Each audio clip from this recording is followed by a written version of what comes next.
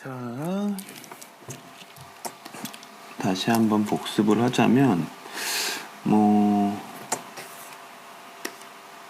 어떤 컬러링을 할 때,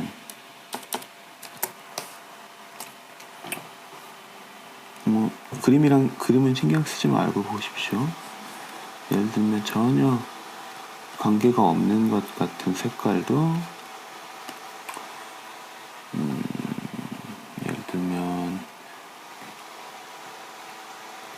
이런 걸 초반에 색깔 세팅을 할 때,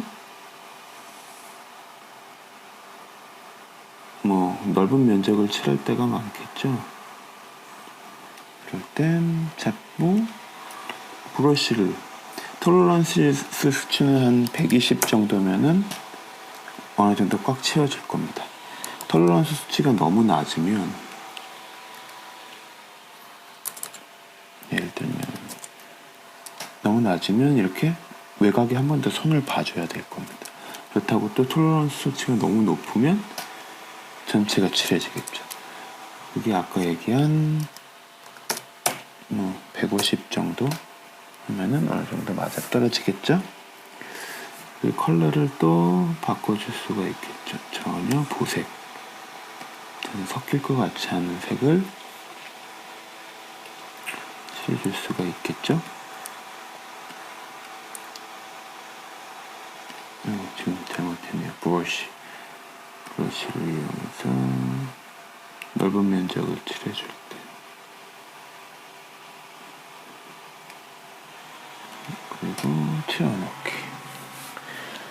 자, 그 브러쉬를 이용해서 이 사이색을 채워줄 때는, 그럴 때는 오퍼시티는 한 70 정도, 플로우 값은 한 20에서 30 사이로 해놓고 브러쉬 사이즈를 조절하면서 브러쉬 강도를 생각하면서 작업을 해줄 수 있겠죠. 처음엔 익숙치 않을 겁니다. Alt를 눌러서 중간색을 계속 체크하면서.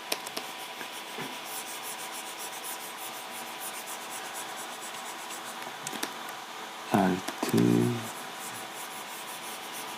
이게 바로 그 페인터랑은 좀 다른 부분입니다. 마치 포토샵에서의 채색은 셀로판지를 계속 겹쳐놓는 것 같은 느낌이죠. 그래서 계속 Alt를 눌러서 그 앞에 색들을 복사를 해서, 카피를 해서 계속 칠해준다는 느낌으로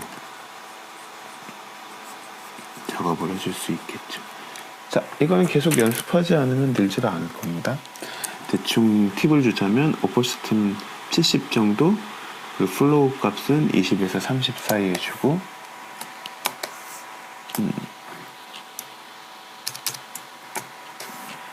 보색 부분을 계속 문질러서 Alt를 눌러서 색을 카피하면서 두 색의 단차를 없애주는 거.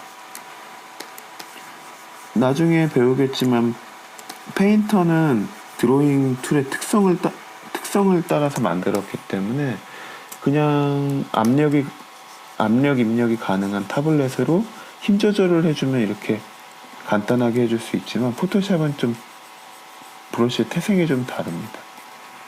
그래서 여러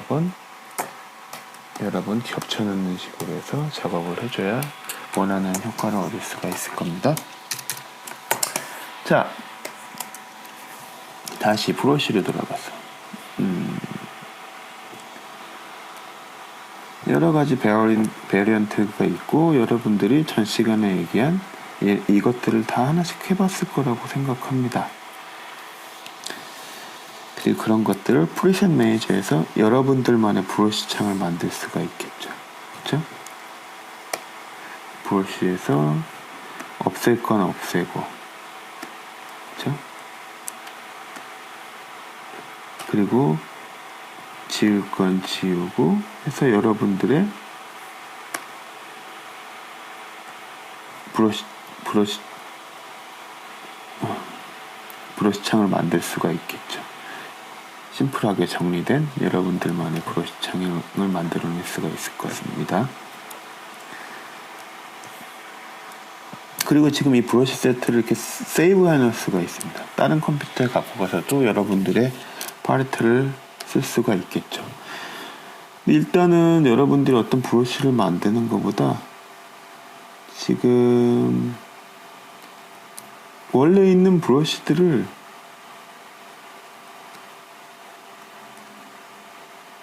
잘 쓰세요.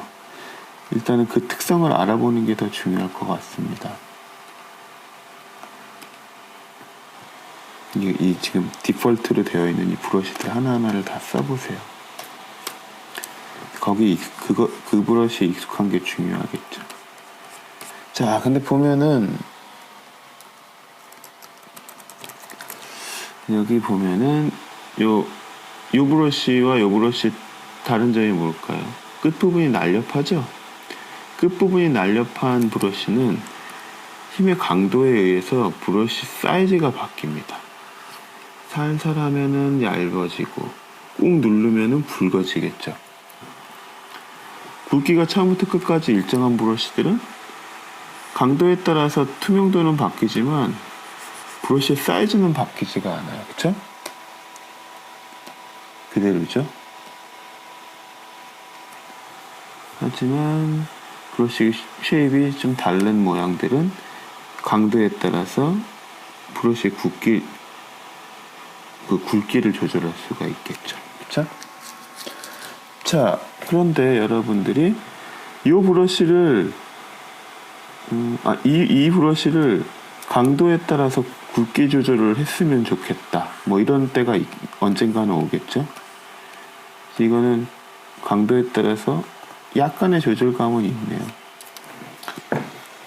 그런 식으로 여러분한테 맞는 브러쉬를 만들고 싶을 때가 있을 겁니다. 그럴 때는 이 옆에 브러쉬 창을 여는 거예요.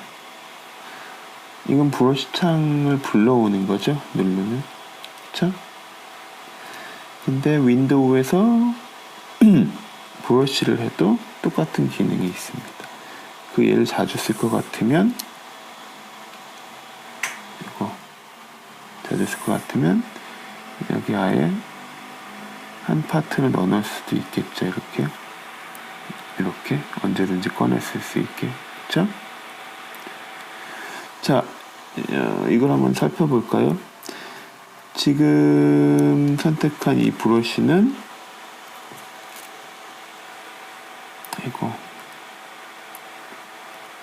지금 선택한 이 브러쉬는 이름이 뭔가요?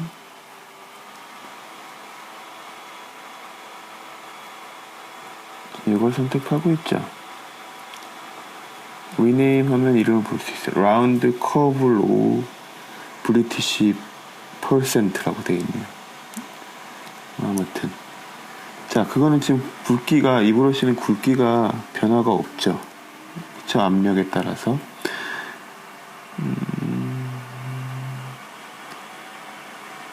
이 브러쉬죠, 선택한 게. 자, 그 부분이 쉐입 다이나믹스가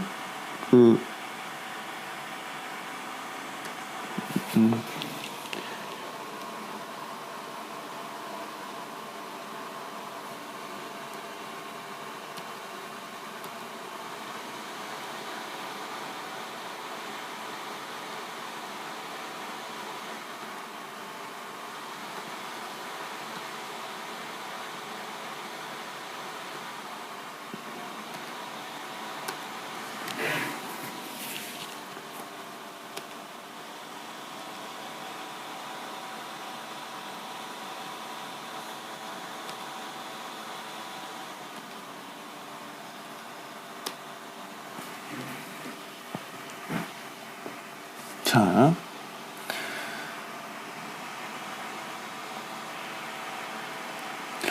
여기서 이렇게 브러쉬 컨트롤 창을 꺼낼 수가 있습니다.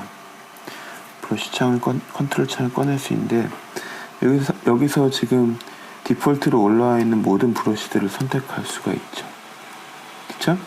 약간씩 조항은 다른데 어떤 식으로 이 브러쉬들이 설정되어 있는지를 밑에서 확인할 수가 있습니다. 사이즈가 설정되어 있고, 그쵸? 그리고 앵글도 설정되어 있습니다. 브러쉬 앵글. 그리고 스페이싱, 브러쉬의 간격을 넓게 하면 저 원들, 찍히는 원들이 보이겠죠? 그쵸? 하드니스, 강도도 여기 조절해 줄 수가 있겠죠. 자, 쉐입 다이나믹스로 가봅시다. 지금 사이즈 지터가 0으로 되어 있고 컨트롤이 오프 꺼져 있어요. 이게 제일 중요한 부분인데, 사이즈 지터를 펜 프리셔, 펜 압력으로 해주면 그쵸, 양 모서리가 날렵해지죠. 그리고 사이즈 지터 값을 약간 올려주면 지터는 불규칙성이에요. 이렇게 하면은 다시 컨트롤 오프로 하면 브러쉬를 칠했을 때 강도에 상관없이 굵기가 일정해요. 그쵸? 지터 값을 넣고, 그쵸? 보기 편하게 새로운 하얀 종이 한번 해봅시다. 그리고 색깔도 좀 어두운 색으로. 자, 이 상태에서는 자, 스페이싱을 더 촘촘하게 하면 이런 모습을 볼 수 있겠죠. 그쵸? 스페이싱을 더 넓게 주면 드로잉 했을 때 어떻게 될까요? 이렇게 아예 단면이 보이겠죠? 스페이싱, 간격을 아주 촘촘하게 해주면 물 흐르듯이 되겠죠. 이렇게. 사이즈 문제고.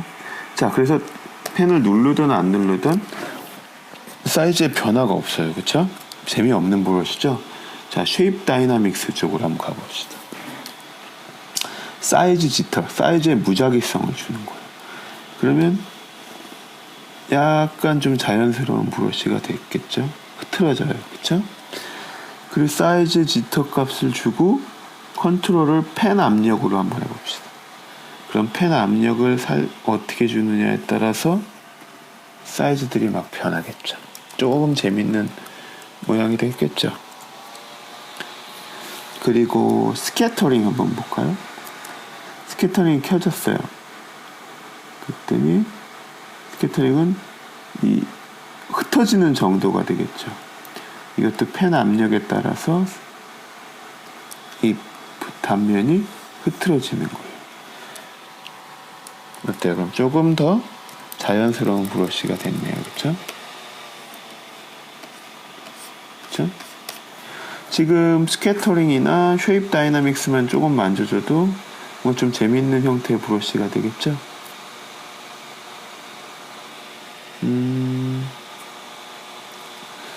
여기서 브러쉬 단면을 좀 거친 것, 초크 스타일의 단면을 선택하게 되면 더 재밌는 형태를 만들 수 있을 거예요. 앵글 지터까지 해주면 그 붓 단면의 앵글에 대해서 지터 값을 주는 거죠.